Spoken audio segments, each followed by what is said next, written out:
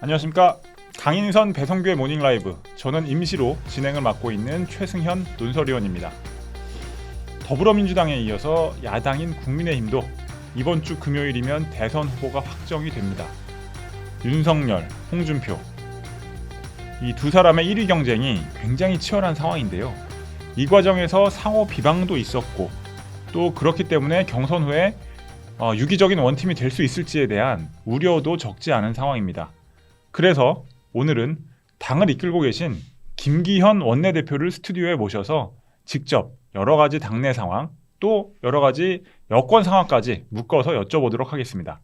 안녕하십니까? 반갑습니다. 네.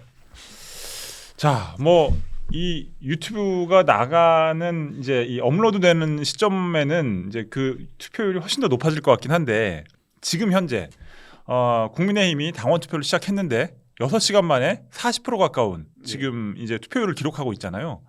사실은 이거 거의 신드롬이라는 말을 해도 될 정도로 굉장한 이 열기라고 봐야 되는데, 그 이유가 뭐라고 보십니까? 저희 당 사실 역사에 아마 처음 아닌가 처음이죠. 싶고요. 네. 특히 이제 당원들이 이게 모바일 당원들이 굉장히 많이 늘어났습니다. 그렇죠. 예, 몇십만이 될 만큼요. 네. 저희들이 6월 초에 6월 중순 무렵에 전당대회를 해서 당 대표를 뽑은 적이 있습니다. 맞습니다. 이준석 대표가 그때 뽑힐 텐데요. 네. 그때 기준으로 해서 보면 거의 2배가 지금 됐습니다. 한 넉 달 사이에요. 넉 달 사이에 2배가 됐군요. 약 한 30만 정도, 네. 약 60만 가까이 됐으니까요. 네.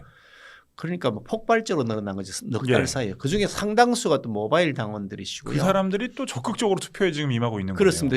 모바일로 입당했다는 것 자체가 굉장히 센세이션하고, 저희 당 입장에서는 상상할 수가 없었던 일인데, 그만큼 하여가 이게 국민의힘이라는 게 좀 달라지고 있겠구나 하는 희망도 있고, 달라져야 된다고 하는 그런 요구도 그게 같이 녹아져 있는 걸 생각하고요. 이분들이 적극적으로 투표하고 계셔. 저희들도 지금 깜짝 놀라고 있습니다. 젊은 사람들이 그만큼 많이 당원으로 들어와 있고, 그 사람들이 또 적극적으로 투표에 임하고 있다라고 보면 되겠네요. 그렇습니다. 그런 면에서 보면 저희 당이 앞으로 가야 할 방향, 지향점이 어디다는 것이 명확하게 드러난다고 봅니다. 이 공정이나 그 다음에 여러 가지 부동산 문제, 정책적 실패 이런 것 때문에 민주당이 젊은 층의 인심을 많이 잃었잖아요.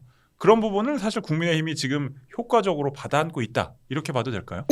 아마 이 문재인 정권 출범의 가장 중요한 테마는 아마 공정 아니었겠나 싶어요. 맞습니다.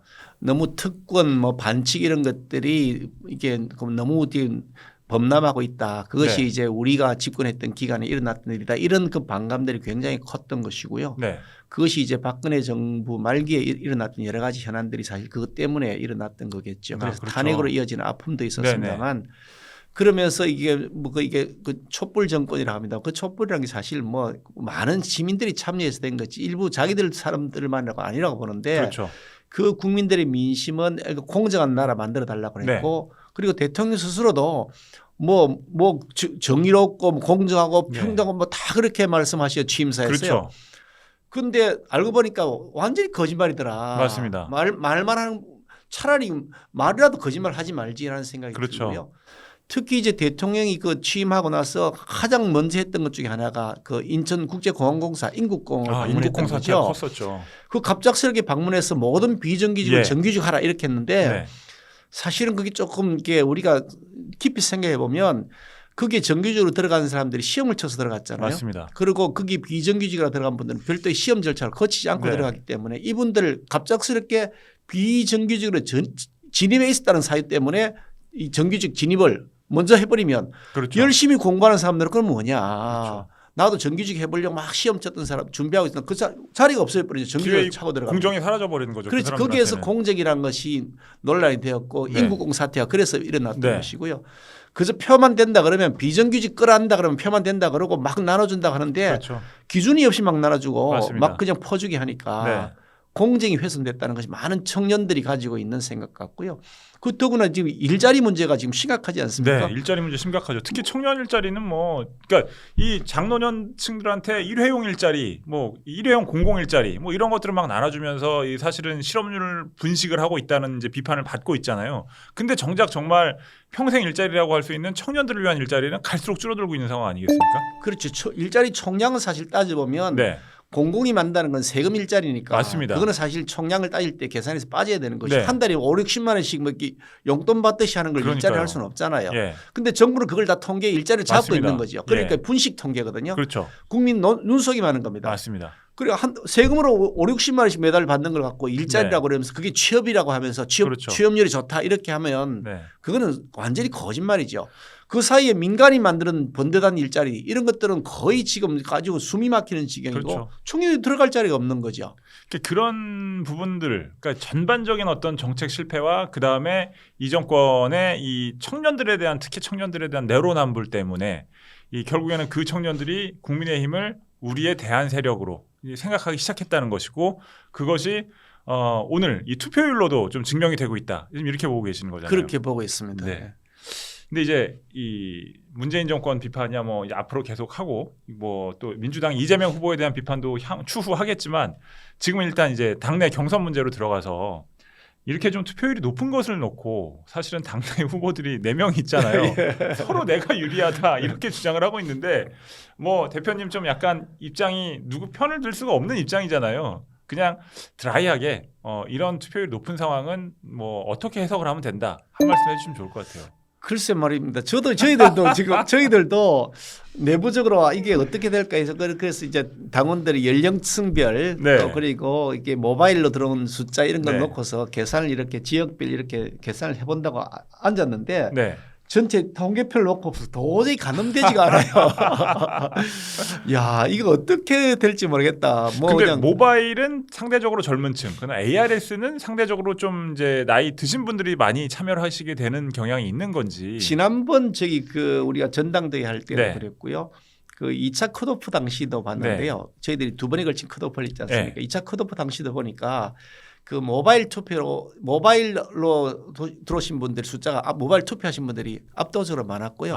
나중에 ARS 방식으로 오신 분들은 굉장히 적었어요. 그렇구나. 투표를. 예, 그러니까 아무래도 이제 모바일로 입당하신 분들은 모바일에 익숙하니까 네. 그래 투표하기도 굉장히 편하거든요. 그냥 바로 클릭하고 막 하면 되니까 ARS로 들어오면 한참 들어야 되고 그렇죠. 뭐 눌러야 되고 불편합니다. 예, 네. 그러니까 또 전화 올 때까지 기다려야 되잖아요. 돼요. 예, 근데 이건 모바일은 자기가 하고 싶은데 언제나 들어가니까. 그러니까 이건 적극적 투표층인 거죠. 그리고 거죠. 사실은 ARS 투표층이 그렇게 많지 않다고 하시면은 이건 모바일 투표층은 뭐 연령대와 상관없이 그냥 이제 골고루 다 들어와 있다라고 보면 되겠네요. 그렇습니다. 예. 네.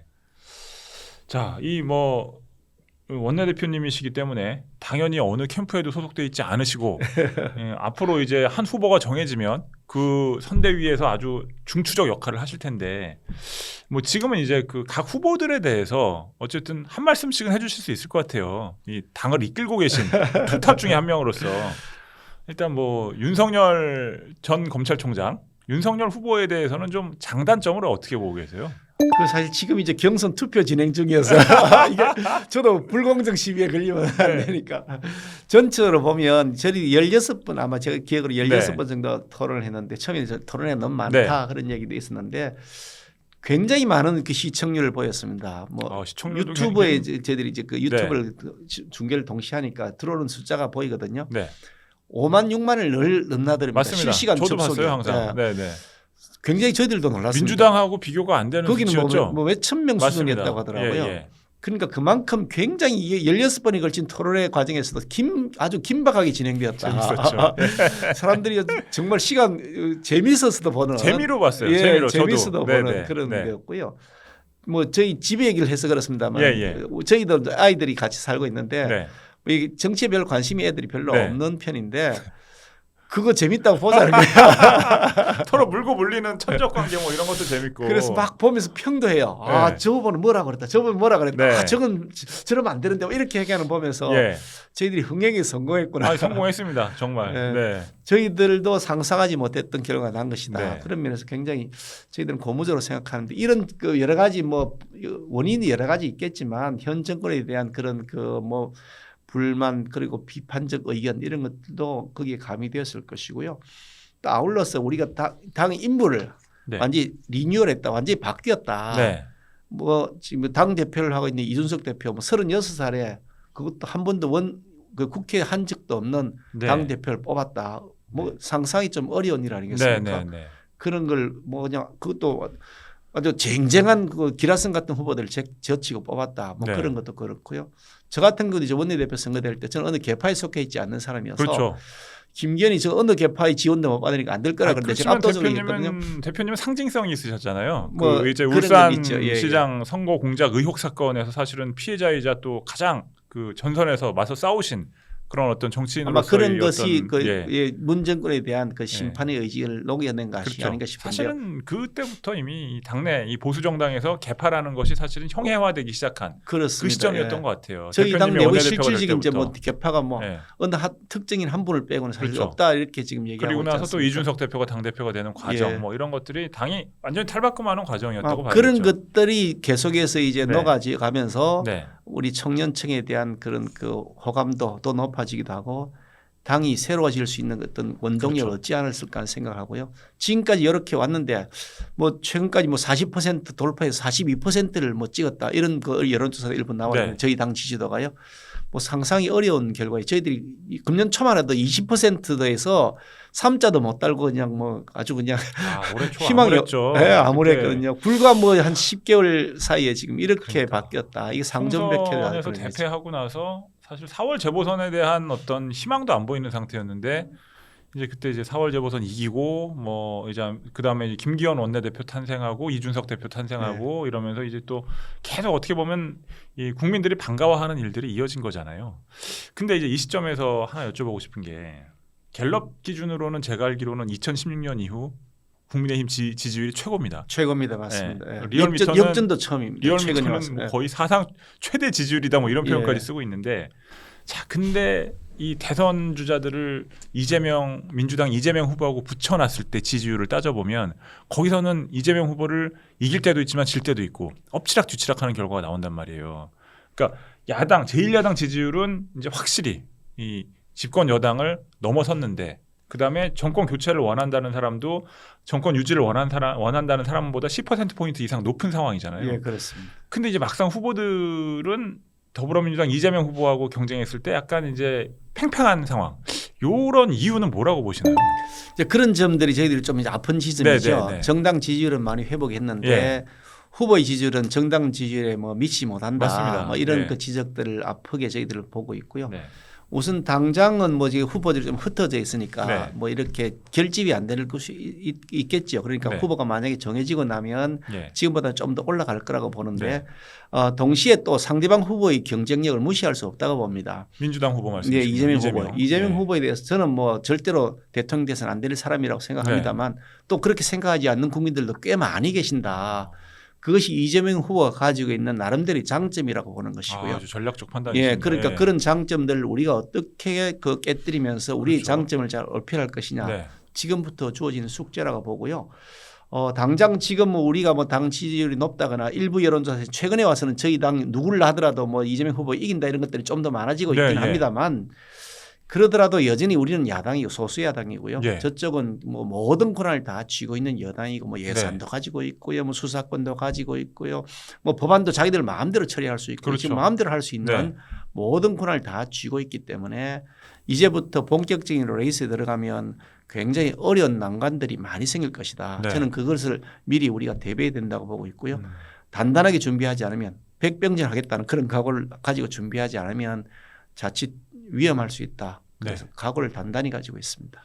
그 아마도 대표님께서는 이제 이 지금 투표가 진행 중이라서 개별 후보에 대한 평가는 좀 어려우시다는 이제 입장이신 것 같은데 그럼 이제 경선전 전반으로 봤을 때 참 재밌긴 했어요. 토론회도 그렇고 서로 간에 이제 물고 물리는 다툼 내지는 어떤 경쟁을 벌이는 모습이 재밌긴 했는데 그 과정에서 이제 서로 거의 이제 막말성 비난전을 하는 경우도 있었고 사소한 꼬투리를 잡아서 충돌하는 경우도 있었고 그런데 그 과정에서 정책은 안 보인다. 뭐 이런 지적들이 좀 있었잖아요. 그런 부분들은 좀 어떻게 보셨습니까?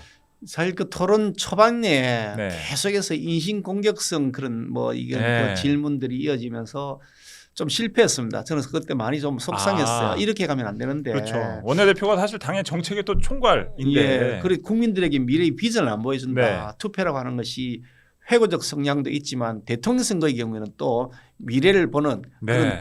미래를 보는 그런 투표가 전망적 투표가 있단 말이죠. 늘 그래 왔어요. 네. 그런 면에서 조금 아쉽다고 생각했는데 중반으로 가면서 조금씩 거기서 늘어나긴 했고요. 네. 여전히 근데 지금도 부족하다고 생각합니다. 네. 그래서 저희 당 내부에서는 이제 미래를 어떻게 설계할 것이냐 정책을 많이 공약 관련된 정책들 많이 가다듬어 상당 부분 지금 완성을 해놓고 있고요. 후보가 정해지면 그 후보의 정책적 방향에 맞추어서 저희들이 이제 조율을 좀 하긴 해야 되겠지만 하나씩 발표해 나갈 예정이고요. 다만 이제 그 토론 진행되는 과정에서 서로 아주 너무 이게 좀 언성이 높아질 만큼 그런 일들이 좀 있어서 눈살 찌푸리게 했는데 그건 국민들 앞에 정말 저도 죄송하게 생각하고요. 후보들도 그런 점들에 대해서는 조금 반성했으면 좋겠다 생각하는데 그래도 마무리했던 게 10월 31날 일요일 날 아주 부드럽더라고요. 예, 근데 그때 서로 또 뭐 죄송하다고 하고 그러면서 비교적 이렇게 원만하게 잘 마무리했다. 그런 면에서 역시 원수관 후보의 모습을 보여드렸다. 나름대로 그렇게 자평을 하는데 이제부터 저희들이 정책 영향을 좀 더 강화해야 될 시점이다라고 보고 있습니다. 확실히 정책 또 공약, 아젠다 이런 부분은 당이 전면적으로 붙어가지고 뭔가 이 서포트를 하지 않으면은 현재 이 캠프 역량으로는 조금 어려운 측면이 있었다 이렇게 보시는 거군요. 그렇습니다. 이 현재의 선거 캠프들은 득표 전략에 지금 전념하느라고 정책을 가름을 두었거든요. 근데 당은 그에 비해서 오랜 노하우도 있고 인력 풀도 있고 예전부터 가져왔던 데이터들이 있지 않습니까? 그렇죠. 그 데이터들 어떻게 업데이트할 건 업데이트하고 새로운 걸 또 수혈할 건 하고 하면서 그동안 준비를 해왔고요. 그 상당 부분 이제 성숙되어 있는 단계이기 때문에 그런 정책적 여진자들 또 대한민국을 앞으로 어떻게 이끌어 나갈 것이라고 하는 국민들에 대한 비전 제시 그건 저희 당이 주도적으로 해 나가도록 하겠습니다. 뭐 사실 그간의 이 후보들 간 충돌, 특히 이제 여론조사상 1, 2위인 윤석열, 홍준표 후보 간 충돌은 참 굉장히 거칠었잖아요.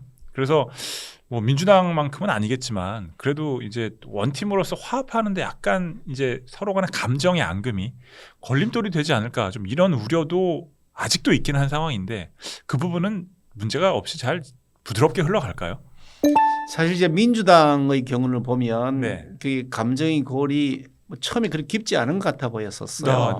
오히려 또 네거티브 너무 한다고 해서 이낙연 대표 측에게 오히려 뭐 경고가 가듯이 이렇게 해서 본인 스스로 톤다운하기도 했는데 겉으로 보면 별로 감정의 골이 별로 크지 않아 보였지만 나중에 보니까 막판에 가서는 굉장히 아주 그 격렬하게 서로 대립한 관계가 아직까지도 됐고요. 유기적 화학적 결합이 이루어졌다고 보기가 어려운 저도 상황인 그래서 것 같아요. 생각합니다. 이게 뭐 시간을 두고서 차츰차츰 이름은 올렸지만 과연 그것이 화학적 결합이냐 저는 의구심을 가지고 있고요. 거기에 비해서 처음에 저희들은 막 다투고 뭐 경선 룰만 가지고서라도 당장 네 편 내 편 막 그러고 하다가 경선 룰 세팅하는 과정에서도 모든 후보들이 최종적으로 다 양해하고 통과됐잖아요. 저기 경선 룰이 마지막까지 재판까지 걸렸지 않습니까? 민주당 측은요. 아니 사실 이 국민의힘은 이게 경선 룰을 사자로 하느냐 양자 대결로 하느냐 갖고 정말 벼랑 끝 싸움을 할 줄 알았는데 의외로 안 싸우더라고요. 그걸 이제 저희 당 후보들도 후보 진영도 마찬가지고 당 지도 마찬가지고 그걸 지혜를 잘 발휘해서 조율한 것이죠.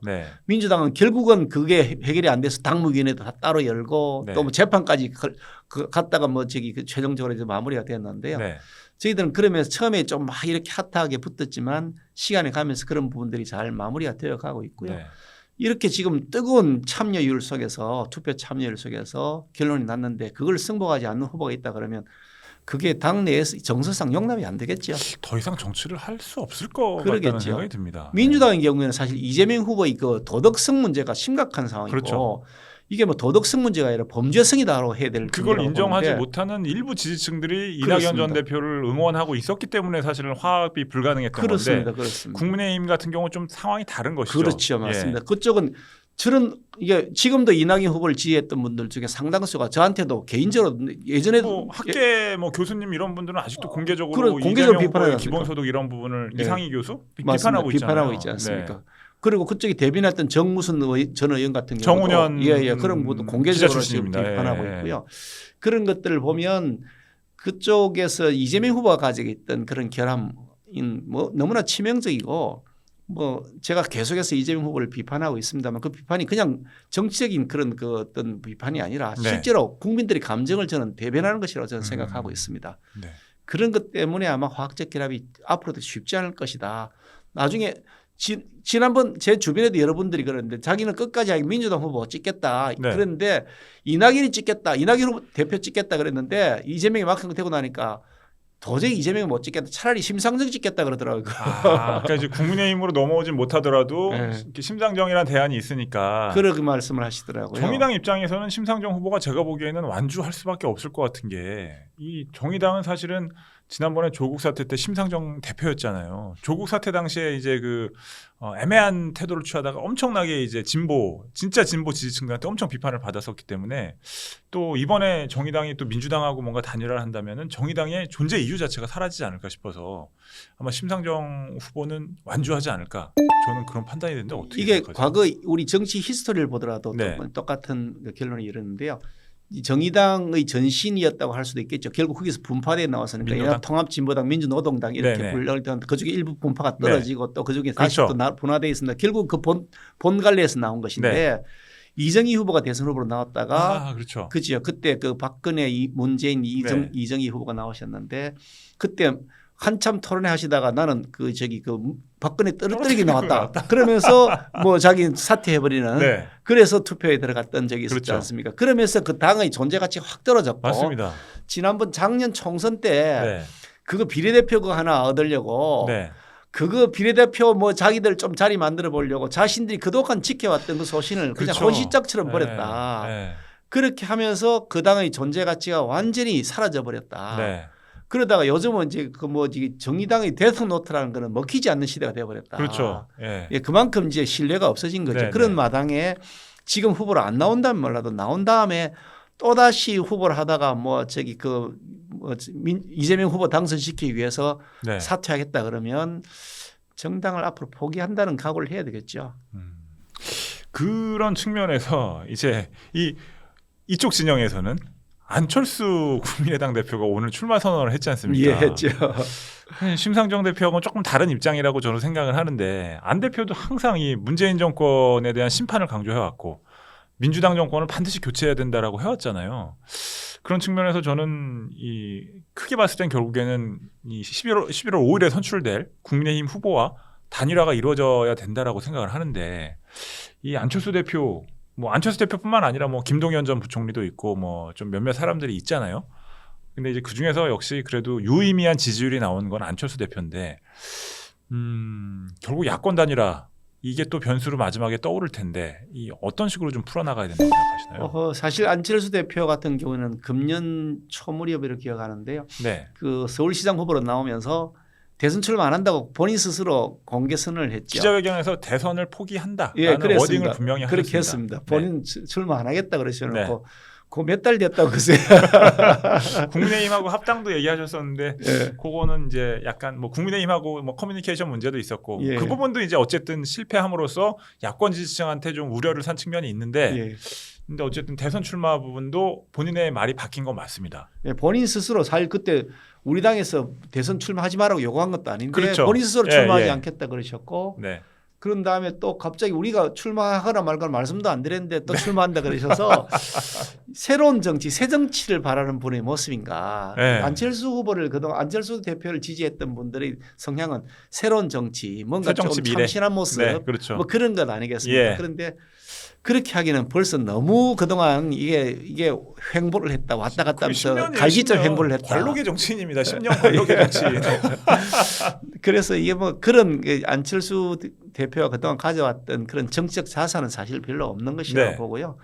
지금 이제 결국은 이제 지난번 합당도 저희들은 그렇게 생각하는데 합당을 하자고 했을 때도 네. 합당을 이런저런 사이로 이제 미루고 했던 것은 나중에 대선 후보로 나가서 마지막에 뭔가 한번 레버리지를 자기가 가져보겠다는 생각이었지 않았을까 짐작했는데 아니나 다를까 네. 그 길을 택하시는데요. 어떤 본인의 선택이니까 그걸 존중해야 된다고 생각합니다만 네.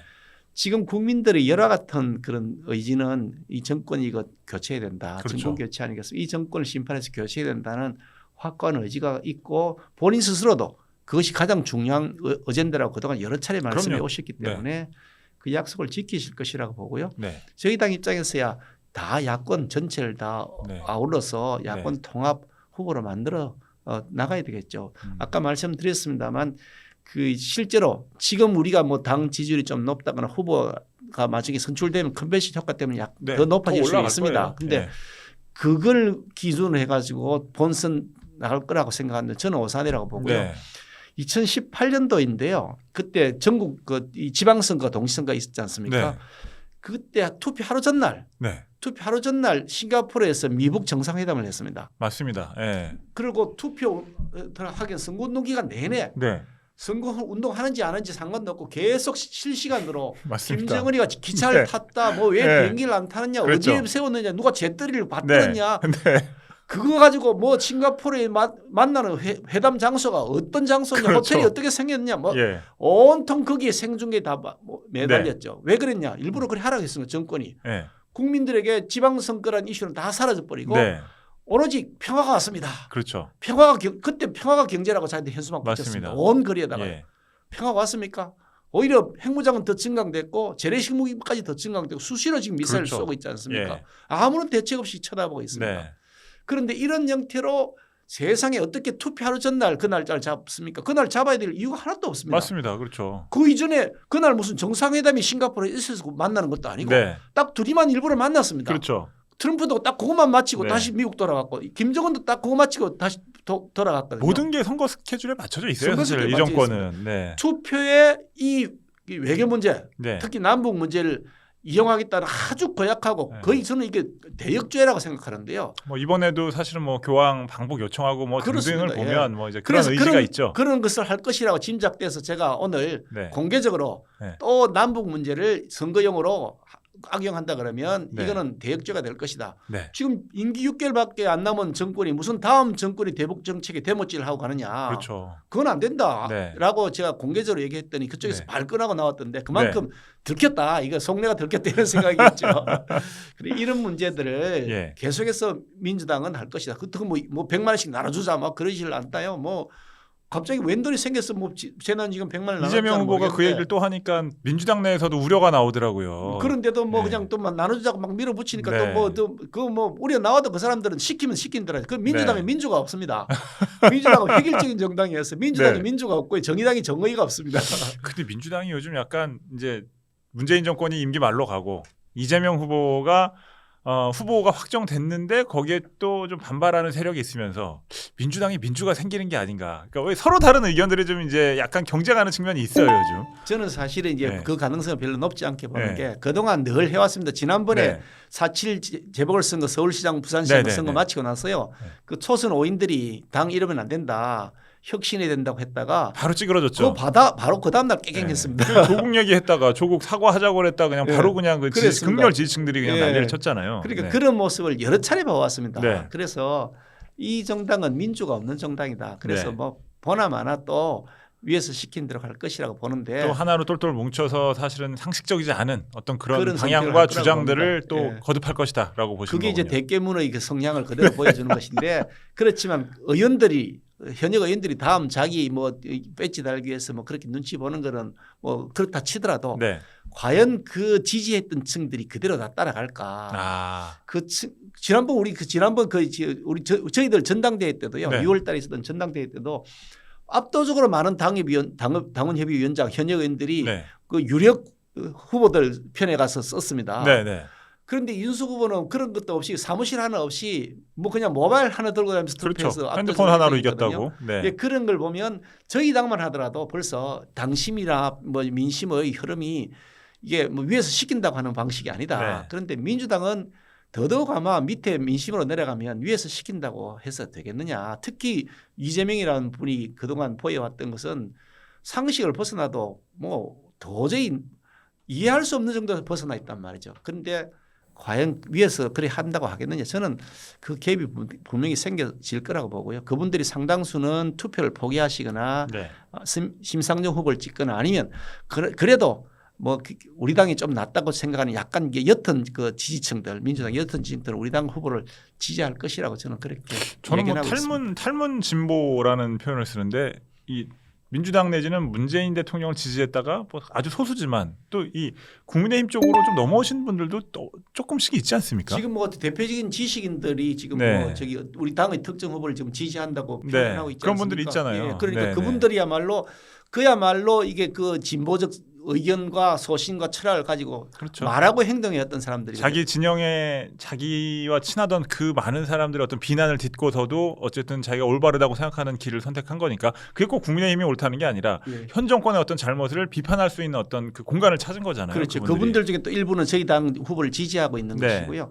그분들이 이렇게 뭐 그 SNS 활동이나 아니면 발언을 하면 폭발적으로 그 인기가 있지 않습니까? 그분들의 역할이 좀 중요한 것 같긴 하더라고요. 그런 걸 보면 예. 민주당 지지층 중에서도 상당수가 네. 이재명 후보로는 도저히 안 된다. 이재명 후보는 대통령감이 아니다고 생각하실 거라고 네. 기대하고 있습니다.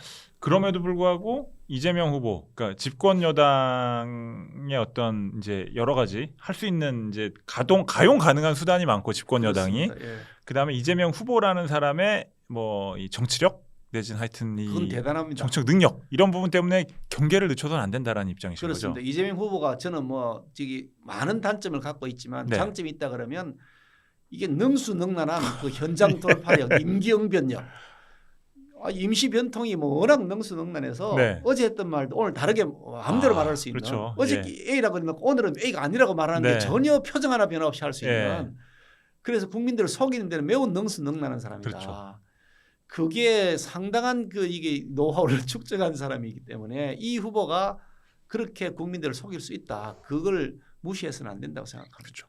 그러니까 그 부분에 대비를 해야 되는데 사실 국정감사 때 대장동 국정감사 때 좀 이제 이재명 후보의 그 능수능란함 어제 한 말 다르고 오늘 어제 한 말을 그대로 그냥 바꿔가지고 자기는 어제 그런 말 한 적 없다라는 취지로 또 얘기를 하는 예. 이런 부분 때문에 사실 또 야당 의원들이 참 속 터져 하기도 하고 근데 좀 거기에 또 제대로 대응 못했다는 비판도 받고 막 이랬었잖아요. 그때 좀 심경이 어떠셨어요? 그때 그 첫 번째는 그 네. 월요일이었던 것 같은데 월요일 네. 날은 그 행안위원회에서 했고요. 그 화요일 수요일 날은 국토위원회에서 했는데요.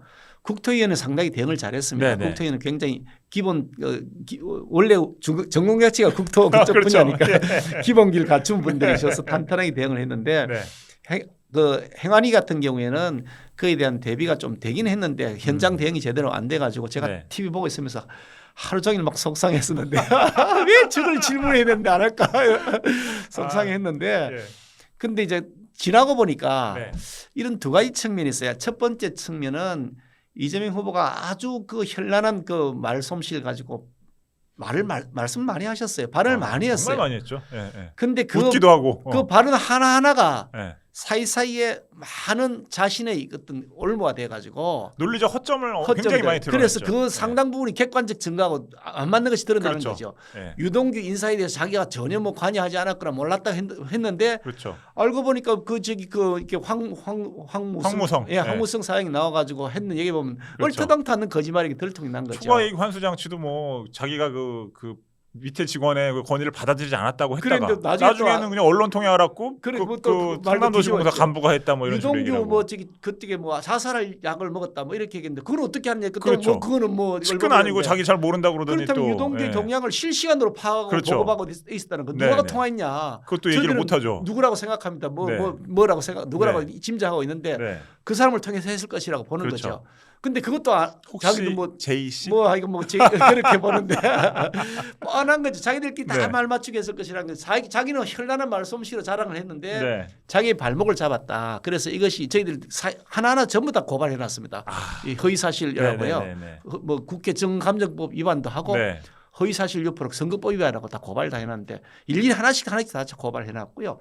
그게 하나가 있고 또 네. 하나가 국민들이 봤을 때 중요한 이재명 후보가 능수능란한 현란한 말솜씨로 막 말재주는 좋은데 국민들이 봤을 때 야 그거 슬슬 비웃음을 뭐 그냥 질문하는데 의원이 질문하는데 비웃고 웃고.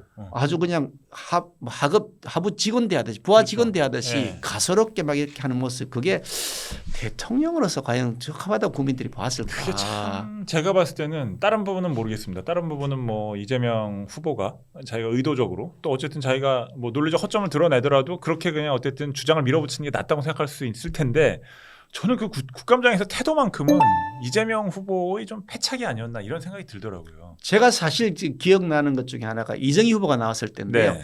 이정희 후보, 문재인 후보 그리고 박근혜 후보 이렇게 해서 TV 토론을 했었는데 그 자리에서 이정희 후보가 이제 그 당시 민주노동당이 통합민주당이 모르겠습니다. 예, 그런데 그 당이었는데 예. 그 당이었는데 그때 나는 박근혜 후보를 떨어뜨리기 위해서 나왔다 그러면서 막 공격을 했었어요. 그게 이제 선거 거의 후반 무렵 들어갈 무렵이었는데요. 저는 그때 문재인 후보가 이정희 후보한테 문재인 후보 발언 순서가 거기 있었거든요. 그렇게 말씀하시면 안 된다. 그럼 문재인이 대통령이 됐다. 그때 됐을 거예요. 그때 이정희 후보 뭐 나를 지지한다거나 하는 말씀은 고마운데 네. 적어도 국민들 앞에 TV 토론을 하시면서 그거는 대통령 후보로서 적절하지 않은 모습입니다. 그거는 사과하시는 게 좋겠습니다. 그렇게 말씀하셨으면 그때 됐을 거예요. 근데 그 토론 마치고 그 이전까지는 사실 저희들이 뭐 비슷했거든요. 실제로 그렇죠. 아슬아슬 결과도 아슬아슬하게 이겼습니다. 저희들이 어렵다 이거 큰일 났다고 한 상황이었는데 그때까지는 주민들이 이렇게 적극적 반응을 안 하셨어요. 근데 나가서 그 다음 날 나가서 선거운동 지원운동 하는데요. 어이구 이 반응이 뜨겁게는 그거 못돼 이렇게 하시면서 막 제가 말씀드리기 전에 막 흥분하시면서 어떻게 그렇게 할 수 있냐고 이렇게 말씀하시는데 그게 저는 그때 패착이었다 생각했는데 그때 당선됐을 겁니다. 태도와 이런 이 굉장히 오만한 내지는 굉장히 불손한 그런 언어 그런 것들이 국민들에게 이제 이미지로 남는 것이거든요. 그런데 이번 게 그 국감 과정에서도 그 이재명 후보는 말해서 자기가 이겼다 이렇게 생각할지 모르지만 국민들이 봤을 때 그 이미지는 오만 불손하다, 독선적이다. 그리고 나중에 보니까 거짓말도 막 덜통이 나거든요. 그 부분들도 거짓말 많았죠. 눈빛 하나 안 변하고 거짓말 할 수 있는 사람이구나. 무섭다는 생각이 들더라고요. 확실히. 어떤 분이 딱 그거 마치고 나서 저한테 감각이 제가 느낀 감이 뭔지 아세요? 그랬더니 뭔데요? 무섭다. 이렇게 말씀하시더라고요. 그렇죠. 그것이 과연 본인에게 득표가 되었을까? 저는 그렇지 않다고 봅니다. 확실히 그 전투에서는 이겼을지 몰라도 큰 전쟁에서는 이겼다고 보기 어려운 그런 상황인 것 같아요. 거꾸로 보면 우리 당으로서는 원래 의도했던 것은 아니지만 이재명 후보의 본색이 그대로 드러나게 해준 것이다. 그렇죠. 그래서 이런 사람이 대통령이 돼서는 안 되겠다는 것을 아주 적나라하게 현장에서 보여드린 것이다. 저는 그렇게 판단하고 있습니다. 알겠습니다. 자, 이 이재명 후보의 어떤 개인에 대해서는 여러 가지 지금 우리가 평가를 하고 있는데 지금 어쨌든 가장 큰 논란이 되고 있는 부분은 이재명 후보가 성남시장이었던 시절 벌어졌던 대장동 개발 비리 의혹이잖아요. 근데 이 부분 관련해서 이제 검찰은 그 유동규 씨를 배임 혐의도 뺀 상태에서 이제 수사를 하고 있는 상황이고, 그러니까 사실은 이재명 후보 관련해서는 배임 혐의에 어떤 관련돼 있을 가능성이 있다라고 지금 여러 가지 언론 보도나 이 야당에서도 주장을 하고 있는데 검찰의 수사를 보면 이제 이 뭐 더 이상의 무슨 진전은 없을 것 같고 유동규, 김만배, 남욱선에서 딱 끝날 것 같은 느낌이잖아요. 좀 어떻게 보세요, 향후? 그 사실은 제가 이게 검찰총장으로서 수사 지휘를 하고 있는 느낌입니다. 왜냐니까. 아니 왜 저기 그 압수수색을 안 하느냐? 왜 성남시청 압수수색 안 하느냐고 막 따지니까 며칠 있다가 압수수색하러 그러네요. 대표님이 말씀하시니까 그 다음 날 이제 움직이는. 그리고 그 이전에 이런 사람들이 돈 받았다. 왜 조사 안 하느냐 하니까 또 조사하고. 이런 형태로 진행한 거죠. 제가 수사 지휘를 하고 있는 꼴이다. 그럼 뭐 이제 사실은 피의자들은 이제 대표님이 말씀하시고 나서 검찰이 움직이면은 사실 인멸할 증거는 다 인멸하고 뭐 이런 상황이 될 거 아닙니까? 계속 그렇게 한 거죠. 그래서 배임죄 왜 기소 안 하느냐고 했더니 배임죄 오늘자 기소했다고 기소가 떴는데요. 그 내용을 보니까 짐작했던데 아니나 다를까. 그 이재명 후보는 싹 빼버리고 그 밑에 사람들끼리 작당한 것이다. 이렇게 기소한 거로 보이거든요. 결국은 이런 식으로 하려는 것이 많이 처음부터 보였는데 그래서 계속해서 왜 배임죄 기소 안 하느냐 이게 직무유기다 직권남용이다 우리가 고발하겠다 그러니까 마지못해 이제 뭐 밀려가듯이 가는데 그런데도 보니까 다시 이게 꼬리를 잘랐단 말이죠. 그래서 검찰의 수사는 제가 표현하기는 꼬리 자르기도 아니다. 몸통 숨기고 꼬리 자르기 수준도 아니고 꼬리에 있는 깃털 하나 뽑는 것이다. 깃털이 있는 꼬리군요. 그런 정도로 기가 막힌 일을 하고 있는데 그래서 특검을 하자. 그렇게 얘기를 하는데 세상에 아니 생각해 보십시오. 유동규 씨 집에 압수수색 갔단 말이죠. 그런데 핸드폰을 던졌다는 거잖아요. 핸드폰을 던졌다는데 제가 그래서 그걸 압수수색을 안 했어요. 나중에 검찰에 항의하러 갔어. 검찰에 가서 검찰 지휘부를 만났어요. 그래서 왜 핸드폰을 못 찾아내느냐 던졌다 하는데 했더니 검찰 지휘부 답변이요. 저희들이 파악하니까 그 핸드폰을 던진 것이 없는 것으로 확인됐습니다. 이렇게 답변했어요. 경찰이 찾아왔잖아요, 근데. 그리고 며칠 있다가 경찰이 찾아오고 거짓말한 정말. 거죠. 세상에 아니 그게 말이 됩니까? CCTV 보니까 주워가는 모습이 그대로 나오더라고요. 아니, 저런 검찰한테 국민 세금이 얼마가 들어가고 있는 겁니까 지금? 기가 막히다. 아니 그 거리에 있는 CCTV 그거 네. 그 주변 찾아보는 건 기본 아닙니까? 그러니까요. 아 이건 누가 주워갔을 것이다 하고 CCTV 봐야죠. 네. 아니 주워가는 게 바로 보이더만요. 그렇죠. CCTV 그것도 네. 안 본 거예요. 그러니까, 그러니까 이게 숨겨주기 위해서 온갖 그 장난질을 다 치고 있다. 대통령 말씀 한마디에 신속하게 뭐 영장 청구는 했지만 이 일부러 이 내용 없는 수사를 갖고 영장을 청구해서 일부러 영장이 안 나오게 만드는 기각시키려고 한 상황이잖아요. 짓이라고 그랬잖아요. 그러니까. 그래서 제가 이게 수사하는 거냐 장난질 치는 거냐 표현했어요. 그렇죠. 이 장난질 치는 거라고 표현했습니다. 그러니까 사실 이제 특검 말고는 진실을 규명할 방법이 없는데 사실 이재명 후보는 계속 이게 국민의힘 게이트라고 주장을 하고 그다음에 본인하고는 모든 게 상관이 없다라고 얘기를 하고 있잖아요. 그러면 특검을 안 받아들일 이유가 없는 거 아닙니까? 그러니까 황당하다는 거죠. 그러니까 황당하다는 네. 거죠. 아니 이건 특검을 아니 그 뭐 국민의힘 게이트 그러면 더 철저하게 수사를 그럼요. 해야지. 네. 저희들은 똑같은 입장입니다. 우리 네. 당 일부 의원이 관련된 것이 실제로 드러난 것이 있기 곽상도 때문에 의원 전 그 의원의 점에서 아들. 저희들은 네. 그게 뭐 유무죄 여부를 떠나서 정치적 도의적 책임을 벗어날 수 없다고 저는 생각합니다. 네. 그래서 그 점에 대해서는 저희들이 나중에 법적 책임과는 별개로 저희들도 그에 대해서 응분의 그 정치적 도의적 책임을 져야 된다고 생각하는데 네. 그런 걸 다 포함해서 이거 성역 없이 지위 고하 없이 정당 소속 관계 없이 철저하게 수사하자는 거죠. 그렇죠. 세상에 1조 원 가까운 그런 불법 수익을 주도록 설계해 놓은 사람 그리고 그걸 행동에 옮긴 사람 이런 사람들에 대한 수사를 어물쩍 넘어가자 이 말이 되겠습니까? 맞습니다. 본인 스스로 이재명 후보 본인 스스로 자기 설계했다고 그랬습니다. 내가 설계했다고 자기가 자랑스럽게 얘기를 했다가 네. 나중에 설계한 것이 범인이라 그랬더니 그때는 내가 설계한 거는 선한 설계만 했다. 악한 설계는 저기 했다. 자기가 최대의 취직이라고 하는 사업 이재명 네. 후보가 최대의 취직이라고 하는 사업을 자기가 결제를 안 하고 실시간 보고를 안 받았다고요? 네. 자기가 최대의 취직인데 그만큼 관심이 없었다고 이게 말이 됩니까?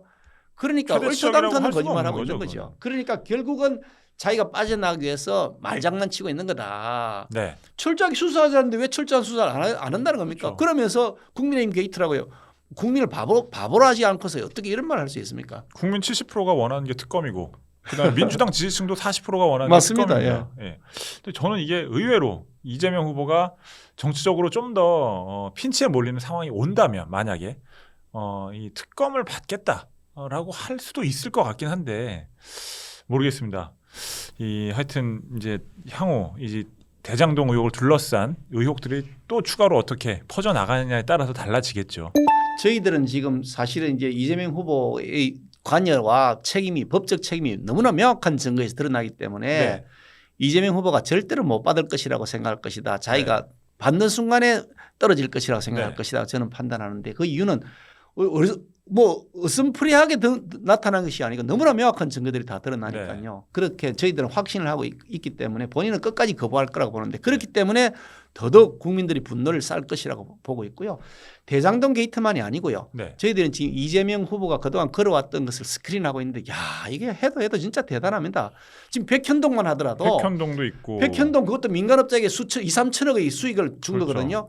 그거는 원래 안 사실은 되는 걸 해준 민간 겁니다. 합동 개발도 아니고 민간 업체 더 그냥 다 줬습니다. 갔잖아요. 자기가 그만큼 공공환수가 중요하다고 생각했어요. 네. 왜 거기는 공공환수를 안 더 했습니까? 납득이 안 가는 경우더라고요. 세상에 아니 그 옹벽 50m짜리 옹벽을 했다면서요. 위험해요. 그리고 아니 거기 사는 분들이 불안하대요. 그러니까 아니 그거는 왜 공공환수를 안 했습니까? 그게 네. 보니까 알고 보니까 자기 김인섭인가 옛날 선대본부장 했던 사람이 네, 거기 네. 들어가면서부터 갑자기 맞습니다. 했다. 예. 자기가 그 결제도 다 했다면서요. 그렇죠. 그 이재명 후보 결제했다는 기사도 그리고 났더만요. 임대주택 100% 조건을 걸었다가 임대주택 10%로 바꾸는 깎아 안에도 버렸습니다. 결제를 했다는 그게 무슨 거 아니에요. 공공환수예요? 그러니까. 공공사업을 오히려 민간에게 더 이익을 뭐 특별 100% 거기 결제했다는 거 아닙니까? 본인의 어떤 공직의 철학과 배치되는 결정들이 너무 많이 아니 들어갔어요. 공직의 철학은 배치되지 않죠. 왠지 공직의 철학은 공공환수가 아니고 예. 나한테 뭐가 이익이 될 것이 공직의 철학이야. 나한테 득이 되는 건 무조건 한다. 알고 보니 그런 거였다. 그냥 돈이 되면 돈이 되고 표가 되면 표가 되는 대로 한다. 내가 그러니까 조폭도 마찬가지예요. 예. 아니 조폭 변론 안 했다는데 알고 보니까 조폭이라고 다 명시된 판결이 있더만요. 투명했죠. 네네네. 왜 조폭 변론을 했겠냐? 뭐 돈이 되니까 했겠죠. 네. 나한테 돈이 되는 건 뭐든지 하니까. 네. 조폭하고 성남시장실에서 사진 찍은 것이 나왔습니다. 네. 아니 조폭이 성남시장실 왜 드나드나요? 거기서 왜 사진을 찍어요? 이재명 후보는 이제 조폭이 아니라 그냥 이제 뭐 무슨 다른 일을 아니 하는 그러니까 사람이라고 다리를 얹었다는 얘기하고 사람은 있죠. 조폭인지 아닌지 뭐 자기는 네네. 뭐 아니라 네. 그런데 말고 네. 실제로 여러 명이 찍은 같이 사진에서 찍은 그 조폭이 네네네, 있어요. 맞습니다. 네. 그리고 지금 뭐 그 조폭이라고 구금돼 있는 사람 네. 박철민 씨죠. 그분이 두 번에 걸쳐서 내가 돈을 전달했다. 네. 내가 조폭인데 조폭 돈을 전달했다. 지금 공개적으로 지금 얘기를 하고 있지 않습니까? 네. 아 그게 그 사람이 만약에 거짓말이라 그러면 그 구금돼 있는 사람이 무슨 그 이유로 억하심정을 그렇게 하겠습니까? 특히 네. 우리가 뭐 야당인데 우리한테 잘 보이려 하겠습니까? 그렇죠. 우리한테 잘 보인다고 자기에 무슨 덕이 있습니까? 우리 네. 당하고 무슨 연계된 것도 아니고요. 네. 그분이 우리 당하고 연계된 게 아니라 자기는 그냥 그 동네에서 살았던 사람이고. 그렇죠. 예. 그러니까 그런 걸 보더라도 조폭과의 연계성을 의심하지 않을 수가 없다. 네. 그러니까 만약에 그런 것들에 대한 의심들이 그거 말고도 저희들이 더 있습니다. 뭐 저기 그 뭐 추가로 가스공사 좀 가스공사 나중에, 부지 예. 사건도 마찬가지로 지금 여전히 그렇죠. 지금 계속 저희들이 조사를 하고 있고 성남 FC에 후원금을 넣었던 업체들 네. 성남 FC라고 하는 그 이게 축구 클럽 네. 거기 구단주가 이재명 후보 당 성남시장이었거든요. 네. 거기에 후원금을 넣었던 네. 회사들이 각종 인허가의 특혜를 엄청 받았더라. 아. 지금 이게 지금 팩트로 여러 드러나거든요. 가지 준비하고 계신 것들이 많이 있군요. 이제 그런데 또. 그런 것들이 이제 이게 뇌물로 연결되느냐 하는 건 별개의 문제인데 네. 고발해놨더니 그걸 몇 년 끌더니 그 검찰에서 네. 그냥 경찰에서 이재명 후보가 유력해지니까 덮어버렸더라고요. 그랬는데 네. 우리는 그 있는 걸 덮어버렸다고 생각하는데 그 증거들을 지금 더 찾아낼 겁니다. 아니 어차피 지금 검찰총장 역할을 하고 계시니까 그러니까 계속 이제 파셔서 계속 이제 발표를 하셔야겠네요. 이런 그 각종 뭐 도저히 대통령 후보로서 납득할 네. 수 있는 많은 의혹들이 지금 쌓여 있고 그 의혹들 중 일부는 사실 드러나고 있고 그동안 우리가 의혹으로 알고 있고 논란이 되지 않았던 부분 중에서도 찾아보니 많은 것들이 있더라. 이 말씀을 하고 계신 거예요. 그렇습니다. 지금. 예, 그래서 알겠습니다. 이런 부분들이 계속해서 이제 논란이 될 텐데 네. 민주당이 아마 이재명 후보를 못 버틸 거다. 네. 결국은 후보 바꾸자는 얘기가 안에서 나올 후보 수밖에 없을 교체론이 것이다. 나올 수 있다. 저는 그렇게 예상을 네. 하는데 본인이 절대로 안 물러나면 네. 사퇴 안 하면 바꿀 네. 방법은 없거든요. 자기들 당헌 그렇죠. 당규상으로도요. 네. 그래 되면 자기들 내부에서도 상당한 분란을 겪지 않을까 하는 생각을 하죠. 그리고 뭐 이재명 후보 관련해서 마지막으로 그 이제 최근에 또 음식점 총량제를 얘기해서 논란이 됐어요. 그러니까 기본소득도 저는 사실은 불가능한 사실은 이제 공약이라고 생각을 하는데 음식점 총량제는 아예 그냥 시장 경제의 기본을 바닥부터 다 그냥 뒤집겠다는 생각이잖아요. 어떻게 이런 발상이 나올 수 있는지 참. 그 부분이 지금 그 사실은 아마 그 발상은 대장동 게이트를 덮기 위해서 뭐 이제 그런 이제 추측들이 이슈에 많이 전환을 나오고 하기 있습니다. 위해서 네네. 아니면 말고식으로 네. 마구 내지르고 있는 그렇다고 것이다. 해도 이 정책적 사고의 문제점은 짚고 넘어가야죠. 예, 그러더니 예. 그 다음 날은 또 그게 꼭 하자는 게 아니다 네. 뭐 그랬다는데 이게 음식점 사실 총량제라는 거는 이제 자영업 특히 음식점 나오신 분들이 워낙 어려우니까 네. 그분들 계속해서 진입이 들어오는 것이 결국 제살 뜯어먹기다 이런 네. 뜻이라고 이해가 되는데요. 그 원인이 뭔지를 사실은 분석을 해야 되는 건데 왜 아. 음식점 하고 싶어서 들어오겠습니까? 그렇죠. 먹고 살아야 되는데 다른 방법이 없으니 음식점이라도 해봐야 되겠다고 들어오는 거죠. 그렇게 이 인력들이 유입되지 않는 구조를 만드는 게 중요한 거군요. 그런 그러니까. 겁니다. 그러니까 예. 이 음식점 총량제라는 방식이 아니라 네. 음식점을 안 하더라도 될 수 있는 일자리를 만들고 경제가 돌아가게 되는 거죠. 아주 간단한 거네요. 지난번 박근혜 예. 정부 시절에까지 예.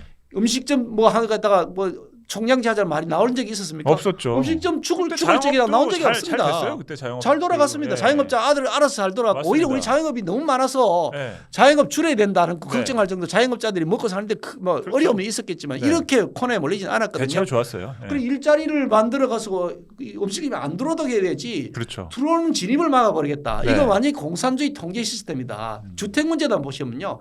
주택의 수요와 공급을 시장에 맡기면서 그 역기능을 조정하고 공공부문에 있어서 어려운 분들에 대한 지원을 하는 그런 방식으로 해결하려 하지 않고 진입 뭐 수요와 공급을 전부 정부가 통제하겠다고 임대차법도 만들고 지금 뭐 정부 통제를 막 했더니 지금 부동산 값이 지금 천정부지로 폭등하고 있지 않습니까? 네. 이런 방식을 한다. 그래서 통제 경제에 매우 익숙해 있는 사람이다. 모든 이제 기본 주택 그러던데요. 기본 주택, 기본 대출, 뭐 기본 소득 그러는데 저는 그 표현을 거꾸로 다시 치환해서 놓고 보면 그 근본적 사고는 배급이다. 아. 기본을 배급으로 치환하면 배급이네요. 네. 기본적 컨셉이 거의 유사합니다. 아, 배급 식량, 배급 소득. 머리에 확 들어오네요. 그리고 네. 뭐 기본 주택은 배급 주택. 네네. 모든 것을 다 공공이 그러네요. 제공하겠다는 거 아닙니까? 네. 자기 공약도 그렇게 했더만 모든 네. 국토개발은 전부 공공개발한다. 네. 그럼 전부 공공개발, 전부 공공에서 아파트를 짓겠다는 네. 거거든요. 민간 아파트는 안 짓겠다는 겁니다. 그래 모든 주택을 다 국가가 공급한다. 네. 그러면 국민들은 다 국가만 쳐다보면서 임대료 내는 국가가 네. 거대한 이게 건물주가 되는 거죠. 제가 모스크바 출장을 한 20년 전에 간 적이 있는데요. 네. 정말 아파트가 너무 그대로 낡은 그대로. 그리고 수요에 맞는 아파트가 네. 아니에요. 적은 평수에 좋지 않은 자재 쓰고요. 그러니까. 그리고 뭐 최대한 많이 비틀어 넣기 위해서 여유 있는 공간도 안 만들고요. 맞아요. 그렇게 될 것이 뻔히 보인다. 네. 그리고 이분의 사고 자체가 이런 매우 통제 경제에 익숙한 분이다. 그러네요. 저는 그런 네. 생각을 하죠. 알겠습니다. 참 준비한 질문이 많은데 시간상 이제 여기서 정리를 해야 될 것 같은데 우리 대표님 이제 곧 이번 주에 후보도 결정이 될 것이고 이제 정권 교체를 위해서 국민들을 위해서 정권 교체를 해야 된다는 것이 바로 지금 국민의힘의 입장이잖아요.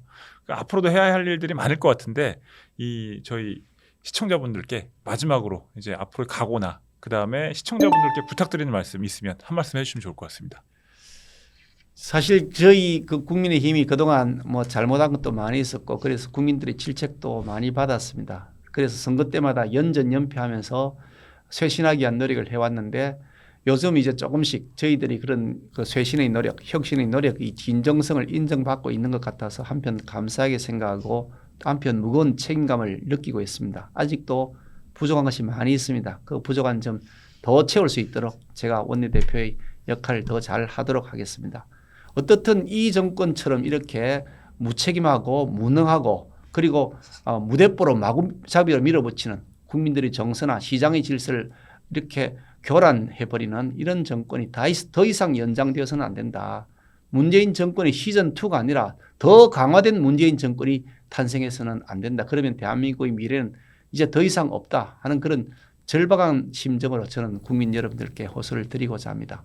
저희 당 정말 제대로 잘 정비해서 다시 한번 행복한 대한민국 그리고 자랑스러운 나라 만들고요. 국민 여러분들께서 정치 걱정 안 하고 살림 살아가는 경제 걱정 안 할 수 있도록 확실히 챙겨나가겠다는 약속의 말씀 드리면서 저희 당 후보에 대한 많은 지원과 관심, 성원을 부탁드리겠습니다. 예, 여론조사에서 지금 정권 교체를 원하는 여론이 50%가 넘습니다. 따라서 일부 정치권에서는 다음 대선에서 정권 교체 가능성이 상당하다 이런 이제 추측들이 나오지만 정치는 또 생물이기 때문에 앞으로 어떤 과정과 결과가 기다리고 있을지는 알 수 없는 일입니다. 이번 주에 국민의힘 대선 후보가 결정이 됩니다. 그리고 그 후보와 이준석 대표 또 여기 나와 계신 김기현 원내대표가 정권 교체의 길을 이끌어 가실 텐데 앞으로 그분들의 활약상을 지켜보도록 하겠습니다. 오늘 모닝 라이브는 여기까지입니다. 출연해주신 김기현 원내대표님 감사합니다. 고맙습니다. 저는 다음 시간에 다시 찾아뵙겠습니다.